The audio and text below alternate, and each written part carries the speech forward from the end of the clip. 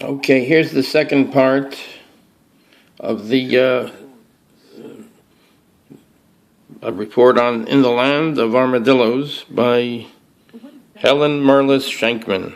Here's a picture of the authors. Helen Marlis Shankman. Here's a quote. I started thinking of my mother's story plus a golem. Shankman says, my mother's story plus a talking dog. Let's continue here. The author tells the Jewish Week that she is not in the stories. She is more the puppeteer, but that many of the events were inspired by events that happened to her family. Quote, I started thinking about my mother's story plus a golem, my mother's story plus a talking dog.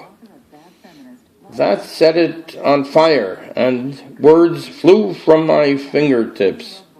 The stories wanted to be told, and wanted to be told in that way. Throughout, Shankman writes about human encounters and emotional complexities as people cope with difficulties. When some Poles are hiding Jews and others are turning them in, and a German commandant named Reinhardt is, like the title of another story, a decent man. In a story set later, they were like family to me. The commandant's son, now a priest, visits Vladova while researching atrocities and seeking his own atonement. After one shooting, the killer tries to light a cigarette. Quote, for a moment it hung there, a small black exclamation point against the sky, before dropping out of sight. In these stories, life can change in a moment, in the extra space between paragraphs. A stolen kiss is described, and then 2 weeks later, they came for us. For all the solemnity of the subject, she finds natural ways to add lightness, love, and humor. While Shankman was growing up in Chicago, her mother didn't talk much about her experiences, but when they'd visit extended family in Canada, the adults would sit and tell stories, almost competing with each other in Yiddish.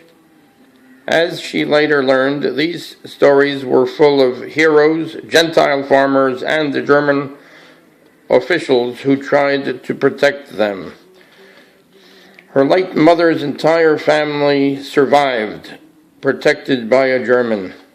Her father hid in the woods with partisans, came to the U.S. and later served in the U.S. Army in Germany, where he met his wife-to-be in a DP camp. Quote, you don't really choose what you write, she said. She says, you don't really choose what you write, she says. Quote, you have the material, and it drives you. I was told not to write about the Holocaust, that everyone was sick of hearing about it. But every few years, someone writes something that stands out. If you are going to write about it, there has to be a reason, something different. I couldn't help it. This is what was driving me. The author of a novel, The Color of Light, she has 2 more stories that didn't make it into this collection. And she doesn't know if she is done yet with this subject. Quote, the Holocaust was 70 years ago, and I'm still affected by it. My kids are affected by my being affected. It's still reaching out its long arms.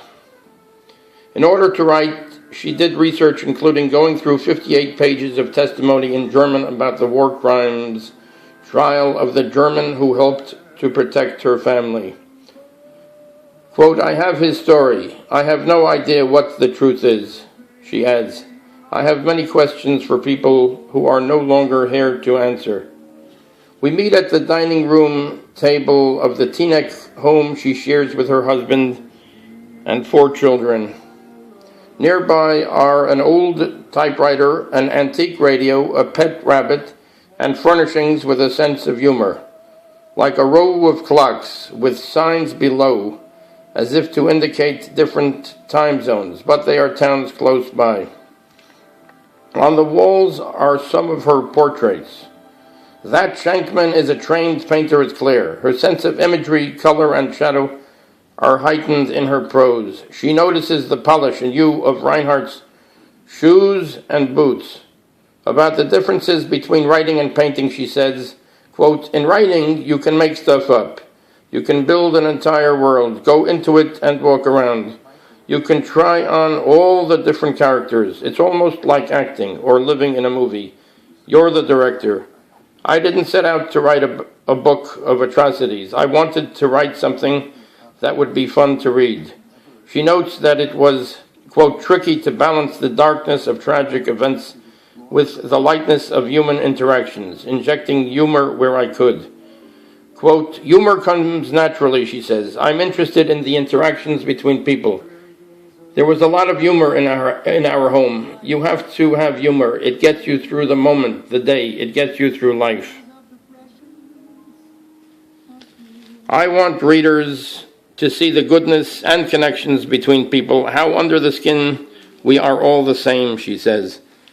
The final story is set in present-day New York City, when the grandson of Reinhardt, who is studying international law at Columbia, meets up with the granddaughter of Soroka, the saddle maker.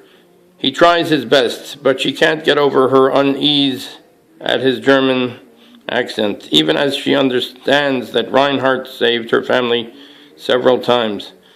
At a concert together at the 92nd Street Y, where the St. Louis Symphony Orchestra is playing Samuel Barber's Adagio for strings, it's as though, quote, "the instruments wept for the dead of every nation, in every war, for all time. Bringing the young German to tears. The story ties together Soroka, Reinhardt's lover, a tallis bag, diary, and the young girl's hair, quote, "long and wavy, with strokes of mahogany, ochre, copper, and caramel." A painterly description that appears earlier in the book in another context and happens to characterize the author's thick mane. It's snowing outside as Reinhardt's grandson and Soroka's granddaughter dip into a cafe together. The snow grew steadier, filling in the traces of their footsteps with a light dusting of white. So this is a quote. "The snow grew steadier, filling in the traces of their footsteps with a light dusting of white." There's no forgiveness in these stories, but explorations of human nature. With bold originality, Shankman has created her own literary blend of history, folklore, fantasy, myth, spirituality, and truth. In the Land of Armadillos, Helen Marilis Shankman.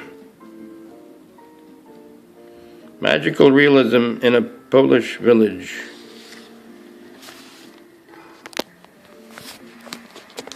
So there we are. We have this book, In the Land of Armadillos, by Helen Marilis Shankman. So it looks like it would be a very interesting book to explore, to read.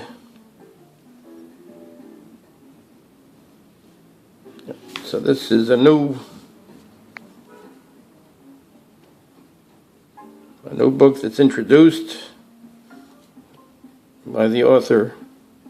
Thank you very much. Take care.